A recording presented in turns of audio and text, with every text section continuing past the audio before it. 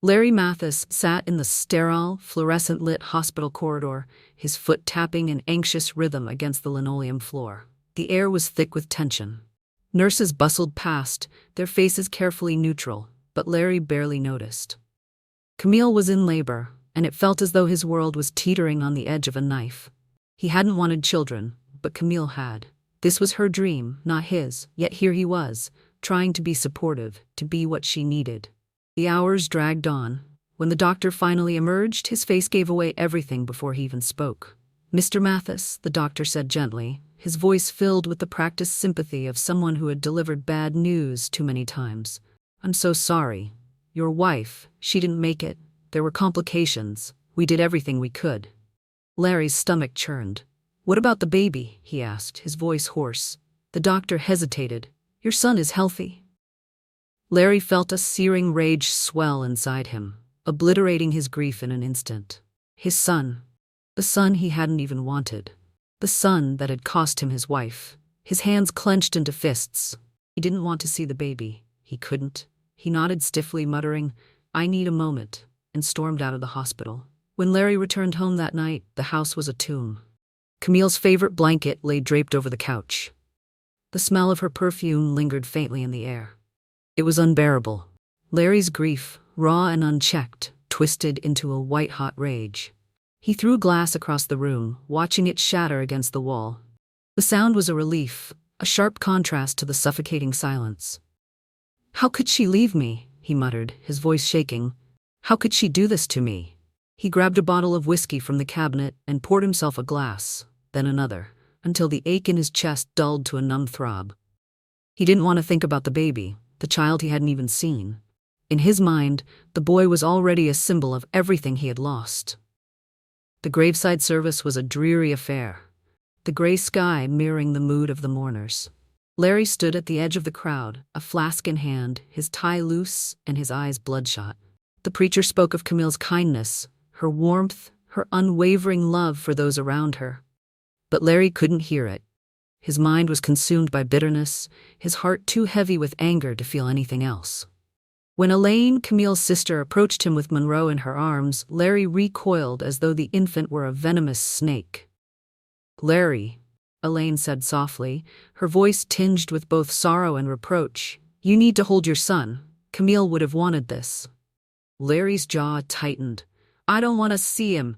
I don't want anything to do with him." Elaine's eyes widened in shock. "He's your son, Larry. Camille gave her life to bring him into this world." Larry shook his head, taking another swig from his flask. "She gave her life for nothing. That child is a curse. He took her from me." The crowd around them turned to stare, whispers rippling through the mourners. Elaine's face flushed with anger and disbelief. "How dare you?" she hissed.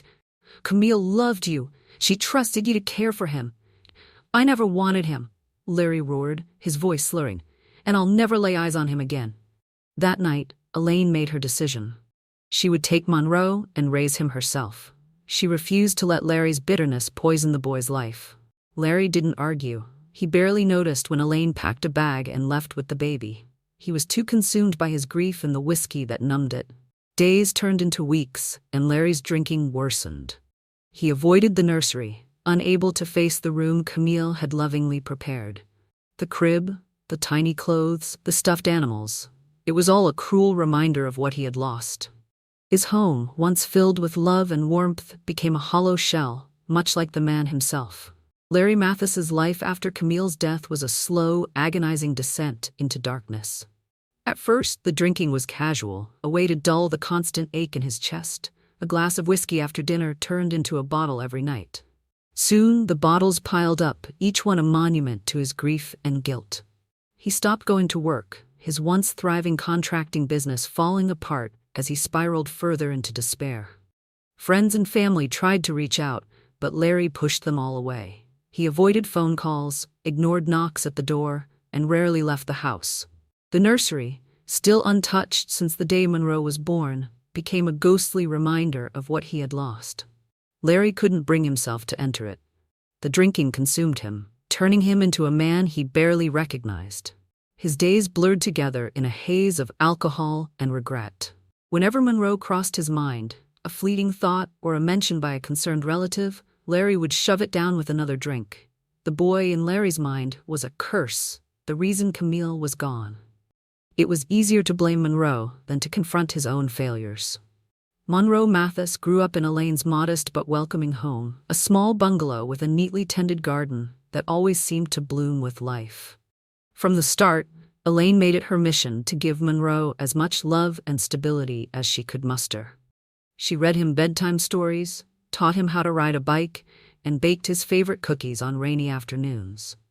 But despite her unwavering efforts, there were cracks in the foundation. Cracks that no amount of love could fully repair. As a child, Monroe didn't understand why he lived with his aunt instead of his father. The questions started early, innocent and curious. "Aunt Elaine, where's my dad?" he asked one evening as she tucked him into bed. His wide, brown eyes were filled with a hope she couldn't bear to crush. Elaine froze, her hand hovering over the blanket. She forced a smile, though her heart ached.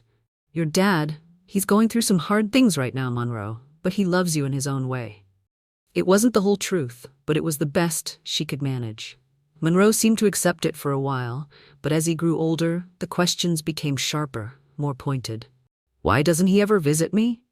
Does he even know my birthday?" Monroe asked one day, frustration lacing his voice.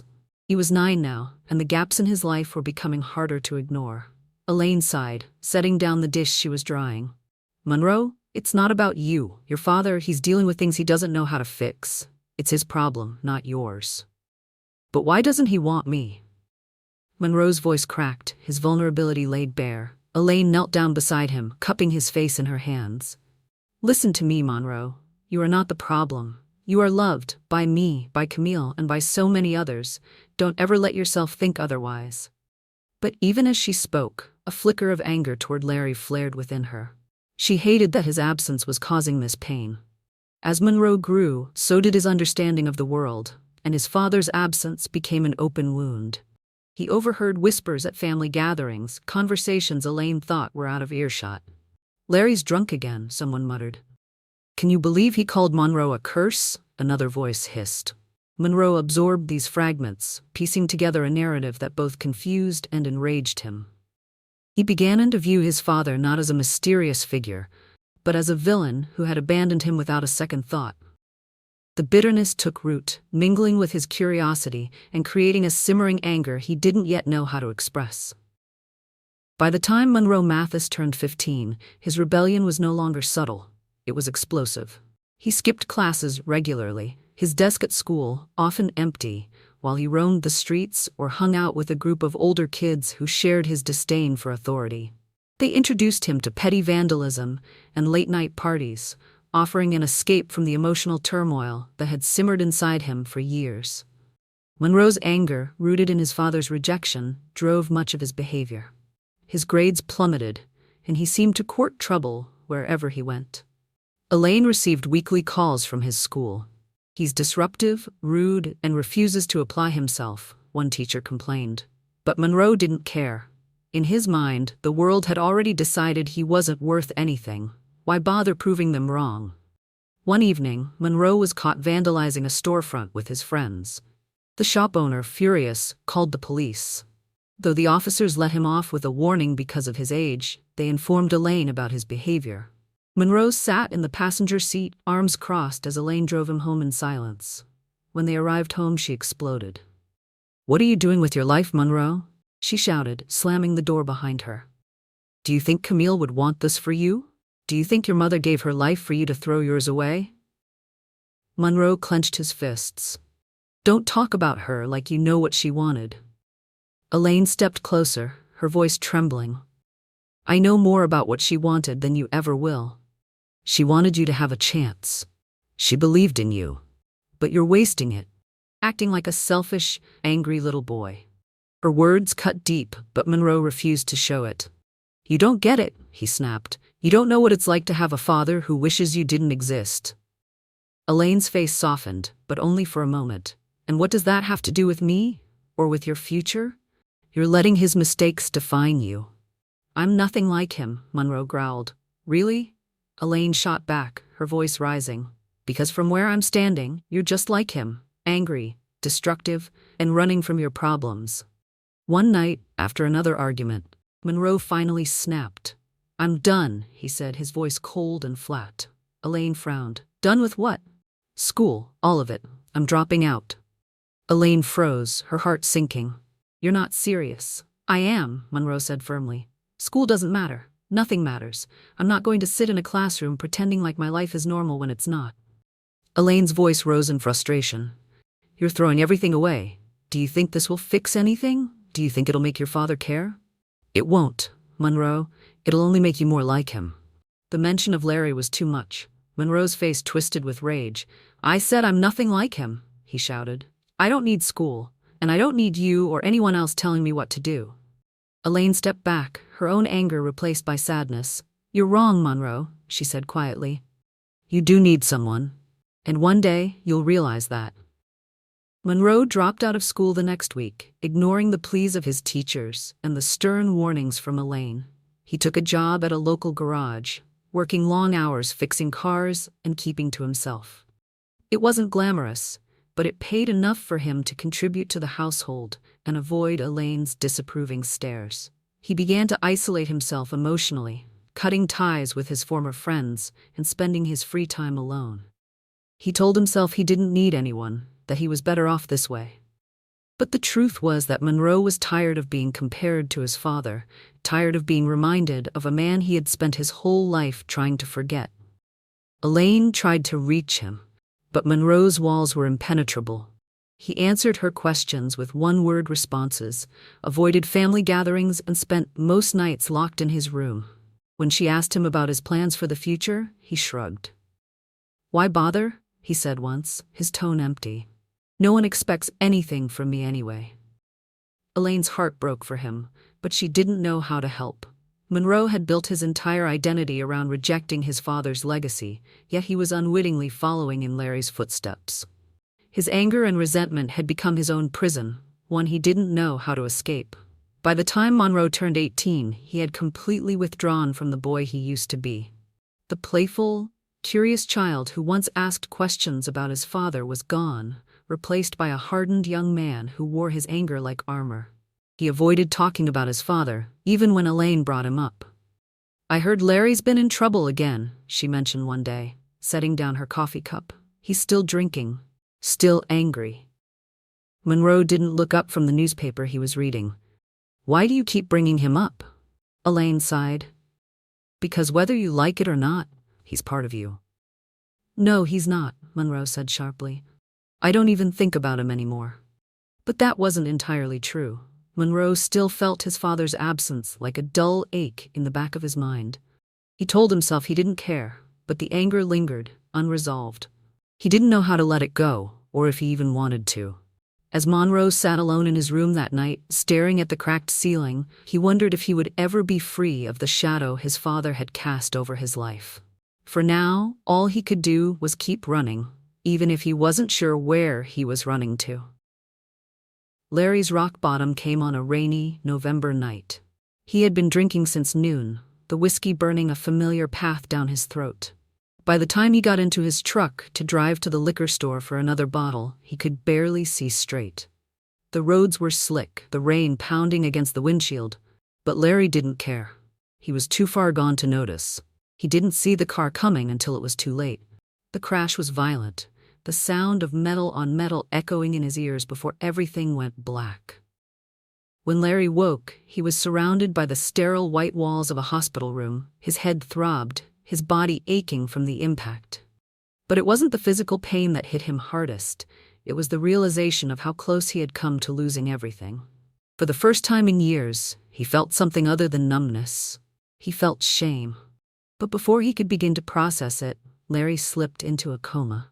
His body, weakened by years of abuse, shut down, leaving him trapped in a world of dreams. The dream of Camille. In the quiet depths of unconsciousness, Larry found himself standing in a sunlit meadow. The air was warm, the scent of wildflowers filling his lungs. He turned and saw her, Camille. She looked exactly as she had on their wedding day, radiant and full of life. "Larry," she said, her voice like a melody he hadn't realized he'd forgotten. "You've been carrying so much pain." His chest tightened as he took a shaky step toward her. "I lost you," he whispered. "I couldn't save you." Camille shook her head, her eyes filled with both love and sadness. "You didn't lose me, Larry. I had to go, but I've always been with you. You let your grief blind you, and you pushed away the one person who needed you most." "Monroe," Larry said, his voice breaking. The name felt foreign on his tongue, a name he had avoided saying for so long.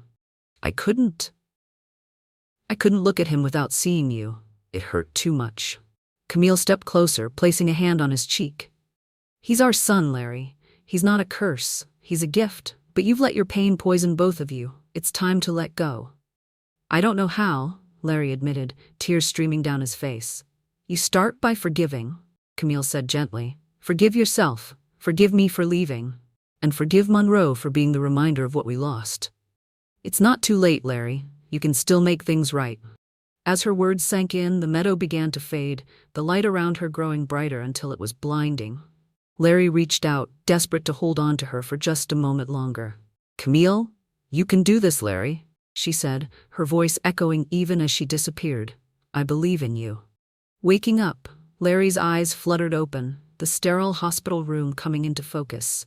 The pain in his body was intense, but it was nothing compared to the heaviness in his heart. He lay there for hours, replaying the dream in his mind. It felt real, more real than anything he had experienced in years. Camille's words lingered, a lifeline pulling him out of the darkness. When a nurse came in to check his vitals, Larry spoke for the first time since waking. "How long was I out?" he asked, his voice hoarse. 2 days, she replied. "You're lucky to be alive." Lucky. The word felt strange, almost laughable, but Larry nodded. "I need help," he said after a long pause. "Can you help me find someone to talk to?" It was the first step in what would become a long journey. Over the following weeks, Larry began attending counseling sessions, opening up about the grief and guilt he had buried for so long. He talked about Camille, about Monroe, about the anger that had consumed him. The counselor, a kind but firm woman named Diane, didn't let him off the hook. She pushed him to confront his feelings, to take responsibility for the choices he had made. "I want to make things right with my son," Larry said during one session, his voice trembling. "I don't even know if he'll talk to me, but I have to try." Diane nodded. "That's a good start, Larry. But remember, it's not just about saying the words, it's about showing him that you've changed. Actions speak louder than apologies." Making plans. As Larry's body healed, so did his resolve. He reached out to Elaine, who had been skeptical at first, but agreed to meet with him. Over coffee, he apologized for everything, for abandoning Monroe, for burdening her with the responsibility he should have carried. "He's grown into a good man," Elaine said, her tone guarded. "But he's still hurting, Larry. If you want to fix this, you'll have to prove to him that you're not the man you used to be." Larry nodded. "I will. I owe him that much." Elaine hesitated, then gave him Monroe's number. "Don't waste this chance." With trembling hands, Larry dialed the number. The phone rang twice before going to voicemail. Larry's heart sank, but he left a message anyway. "Monroe, it's your dad. I know I don't deserve a chance, but I'd like to see you. I want to make things right. Call me back if you can." For the first time in years, Larry felt a glimmer of hope. The road ahead was uncertain, but he was ready to take it, one step at a time. He told himself he was different from Larry in every way that mattered. Unlike his father, Monroe didn't drown himself in grief or wallow in self-pity. He had built a life for himself, a quiet, steady one. But the greatest distinction, in Monroe's mind, was his decision to never have children. The idea of becoming a father filled him with unease. He didn't want the responsibility, the vulnerability, or the chance of turning out like the man who had abandoned him. Monroe met Lola at a coffee shop on a drizzly autumn afternoon. She was standing in front of him in line, arguing with the barista about how her latte had too much foam. Monroe watched, amused, as she waved her hands animatedly, a bright spark of determination in her eyes. "I don't think foam is supposed to be this thick," she said, turning slightly to Monroe as if inviting him into the debate. "I wouldn't know," he replied with a smirk. "I'm more of a black coffee guy." She studied him for a moment, her lips curving into a small smile. "Ah, a purist. I respect that."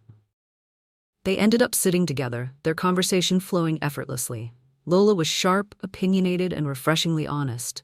She didn't shy away from her quirks, nor did she apologize for them. As they talked, Monroe learned she was fiercely independent, a freelance graphic designer who thrived on her freedom. "What about you?" Lola asked, leaning forward. "What's your grand plan in life?" Monroe shrugged. "No big plans. I work at a garage, fix cars, go home. It's simple. It works." "Simple is good," Lola said, nodding. "I'm not one for complicated. No kids, no picket fences, none of that." Monroe's ears perked up at the mention of kids. "You don't want kids?" he asked, his tone curious but careful. "Not a chance," Lola replied with a laugh. "I've never wanted them. Too much noise, too much mess, too many sacrifices." Monroe felt a surprising sense of relief. He had always avoided relationships because of the looming expectation of starting a family. But here was someone who wanted the same life he did. Quiet, controlled, uncomplicated. Their connection deepened quickly. Over the following weeks, Monroe and Lola spent more and more time together. They went on long walks, shared meals at diners, and debated movies late into the night. It wasn't long before they decided to move in together. Their apartment was modest but cozy, tucked into a quiet neighborhood with tree-lined streets. Monroe enjoyed the simplicity of their life together. They split the bills, shared chores, and kept their routines predictable. Lola worked from home, often lost in her designs, while Monroe spent his days at the garage. Evenings were spent on the couch, laughing over bad sitcoms or quietly reading side by side. For the first time in his life, Monroe felt at peace. He didn't think about Larry, about the pain of his childhood, or about the things he had lost. With Lola, he believed he had escaped the shadow of his past. Their shared disdain for parenthood became a recurring joke. On one of their date nights, as they strolled through a park, they passed a playground filled with screaming children. Lola cringed playfully. "See that? That's why we're never having kids." Monroe chuckled. "Exactly. I don't know how people do it. It's like signing up for chaos." "We're smarter," Lola said, slipping her arm through his. "We know how to enjoy life without ruining it with diapers and tantrums." Monroe nodded, smiling. He liked the ease of their relationship, the way they could talk about anything without fear of judgment. For the first time, he felt like he was in control of his life, far from the turmoil that had defined his youth. Despite the contentment he found with Lola, there were moments when Monroe's past tried to creep back in. Every so often, someone at work would mention their kids, or he'd overhear a stranger reminiscing about their father. It was like a faint echo, a reminder of what he had never had, and what he swore he never wanted. One night, as Monroe and Lola lay in bed, she noticed his distant expression. "What's on your mind?" she asked softly. He hesitated. "Just thinking about my dad." Lola frowned. She had never met Larry, but she knew enough from Monroe's brief mentions to understand the wounds he carried. "You don't have to be like him, you know," she said gently. "I know," Monroe replied, though deep down he wasn't sure if it was true. The fear of becoming like Larry lingered in the corners of his mind, even if he didn't voice it. Still, he reminded himself that he had built a life free from his father's influence. With Lola, he had found stability, something Larry had never been capable of. Monroe clung to that belief, convinced that he had escaped the legacy of anger and abandonment that had defined his childhood. As the years went by, Monroe and Lola settled into their life together.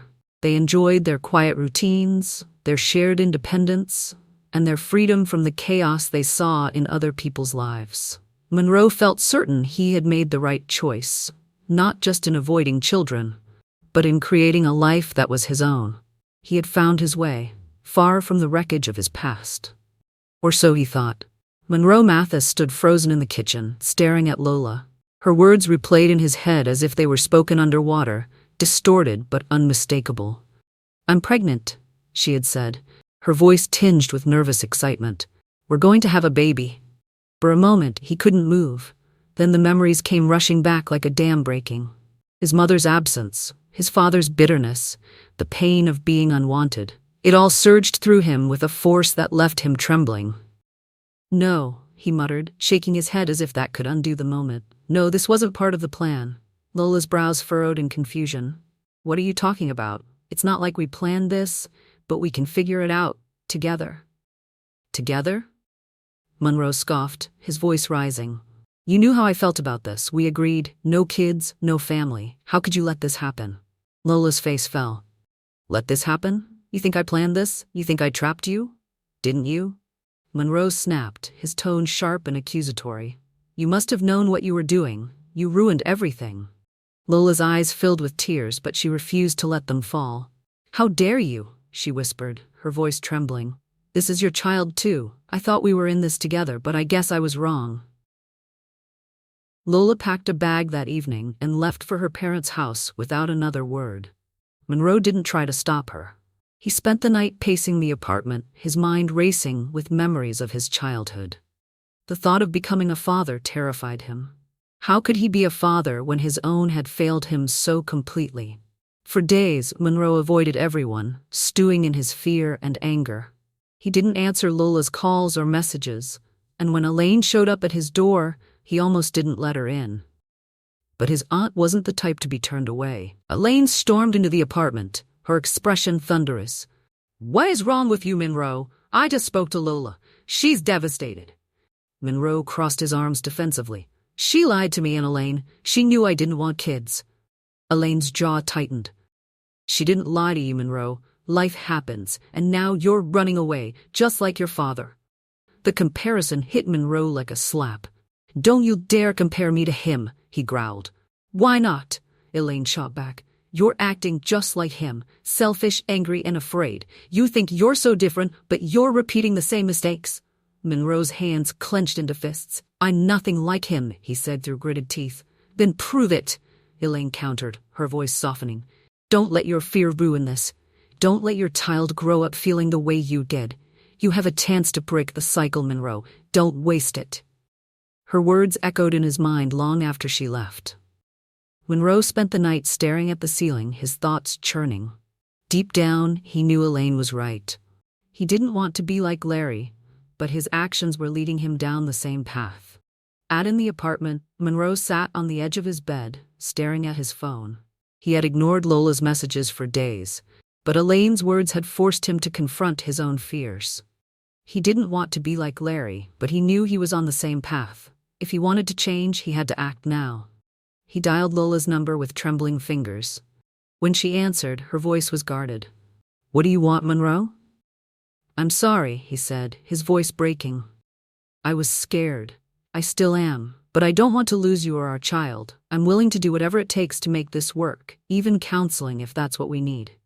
But Lola didn't trust Monroe after his harsh words. Lola told Monroe he would need to earn her trust again. She can't forget how he has treated her. Monroe made sure he attend doctor's appointments. He went on shopping spree for the baby and preparing the spare room for the baby arrival. Monroe met with Lola at the park to talk once again. Monroe said he was triggered by his own fears and heartache from his dad, and that counseling session had given him hope for a brighter future. I love you, and I miss you every day, he said. Then Monroe made another plea to Lola, asking her for forgiveness and another chance. Lola, please come back home, I need you. There was a long pause before Lola spoke. You hurt me, Monroe, but if you're serious about changing, then I'm willing to try. Monroe felt a flicker of hope for the first time in weeks. The day came, Lola went into labor. Monroe jumped into action without thinking, rushing her to the hospital. When Maya was born, everything changed for Monroe. Holding her in his arms, all the fear and pain of his past washed away. He felt an overwhelming surge of love, a love that terrified and exhilarated him. In that moment, he realized he didn't want Maya to grow up with the same pain he had endured. He wanted to be there for her, to give her the stability and love he had never known. The weeks after Maya's birth were both exhausting and transformative. Late-night feedings, diaper changes, and the endless cries tested Monroe's patience, but they also deepened his resolve. He was determined to give Maya the stability he had never known. Counseling continued, not just for Monroe, but for him and Lola as a couple. They learned how to communicate better, how to support each other through challenges, and how to build a healthy, loving environment for their daughter. One afternoon, as Monroe rocked Maya to sleep, Elaine visited. She stood in the doorway, watching him with a soft smile. She's lucky to have you, Elaine said quietly. Monroe looked up, his eyes warm but serious. I'm lucky to have her, and to have you. I wouldn't be here without you, Aunt Elaine. She stepped into the room, placing a hand on his shoulder. You're doing good, Monroe. Your mom would be proud. Her words brought a lump to his throat, but he smiled through it. I hope so. As Maya grew, Monroe found himself reflecting more and more on his own father. He realized that while Larry's actions had hurt him deeply, they had been driven by grief and pain, not malice. Holding Maya in his arms, Monroe understood the weight of fatherhood and the fear of failing. It gave him a new perspective on Larry's struggles. He also began to hear from Elaine that Larry had been trying to change. The man who had once abandoned him was now attending counseling, reaching out to family and attempting to make amends. Monroe wasn't sure he was ready to forgive, but he knew he owed it to Maya to try. I want her to know her grandfather, he told Lola one evening. If he's really changed, I want to give him the chance to be part of her life. Lola nodded, her gaze soft. It's a big step, Monroe. But it sounds like the right one. Monroe sat on the park bench, his hands resting on his knees as he watched the children play in the distance. Their laughter filled the air, mingling with the rustle of leaves in the gentle breeze. He felt the weight of what he was about to do, a step he had avoided for years. Today, he would face his father. Elaine had told him about Larry's transformation, how he had sought help and wanted to make amends, but Monroe had remained skeptical, unwilling to open old wounds. It wasn't until the birth of Maya that he began to reconsider. He didn't want his daughter to grow up with the same bitterness he had carried for so long. Forgiveness wasn't just for Larry, it was for himself and his family. The sound of footsteps drew his attention. He looked up to see Larry approaching, looking older and frailer than Monroe remembered. His father's face was lined with regret, his eyes hesitant but hopeful. Monroe, Larry said, his voice trembling. Thank you for meeting me. Monroe nodded, motioning for him to sit. Larry lowered himself onto the bench, the silence between them heavy with unspoken words. Larry took a deep breath, his hands trembling slightly. I don't even know where to begin, he said, his voice thick with emotion. I've spent years running from what I did, from the pain I caused you. I blamed you for things that weren't your fault, and I pushed you away when you needed me the most. Monroe's jaw tightened, but he didn't interrupt. He had waited years to hear these words. I was broken after your mother died, Larry continued, his eyes glistening with unshed tears. But that's no excuse for how I treated you. I let my grief consume me, and I took it out on you. I called you things I can never take back. I abandoned you when I should have been your father. Larry paused, his voice breaking. I've spent the last year in counseling, trying to face the man I became. I hate that it took me this long to see the damage I caused. But I want to make things right, if you'll let me. I know I don't deserve your forgiveness, but I'm asking for it anyway. Monroe stared at his father, the anger and pain that had defined their relationship bubbling to the surface. But beneath it was something else, a man who was no longer the monster he remembered, but someone genuinely seeking redemption. Monroe took a deep breath, his voice steady but laced with emotion. You hurt me, Dad. You made me feel like I wasn't wanted, like I was the reason for everything bad in your life. That pain, it stayed with me for a long time. Larry nodded, his shoulders slumping under the weight of his guilt. I know, he whispered, and I'll never stop regretting it. But, Monroe continued, his tone softening, I've learned that holding on to that pain doesn't make it go away. It just eats at you. I don't want to carry that anymore. And I don't want Maya to grow up without knowing her grandfather. Larry's head shot up, his eyes wide with surprise and hope. You mean that? Monroe nodded. I do, but this doesn't erase the past. Forgiveness doesn't mean everything is fixed overnight. It means I'm willing to try.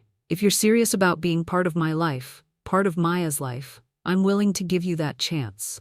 Larry let out a shaky breath, tears spilling down his cheeks. Thank you, Monroe. I promise I'll do everything I can to be there for you and Maya. I won't let you down again.